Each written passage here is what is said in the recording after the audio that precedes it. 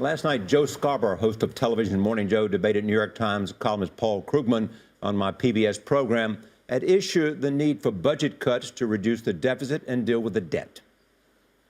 My concern is that if we ignore all of these problems and we push them off for 10 years, we increase the likelihood of those crises. I've said repeatedly on my show as well, if we send the message that we're willing to do the responsible things, we're willing to make the tough choices, we're willing to ask Americans to sacrifice in the long run to keep the entitlement program solvent, I think that sends a strong message to the world markets, and I think that delays any possible crises. So you don't think we have to make any cuts whatsoever over the next decade? I don't think we have to.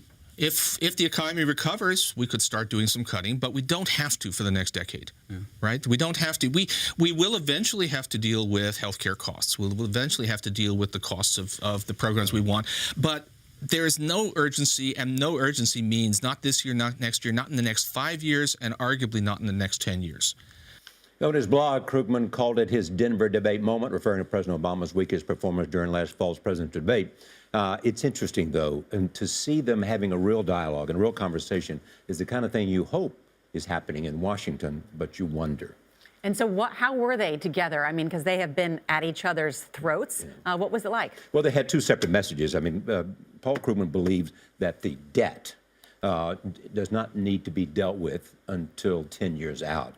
Joe Scarborough believes that they ought to be able to do that as well as try to promote growth in the present debate conversation. Very interesting. Getting a lot of play this morning. Charlie, as always, thank you.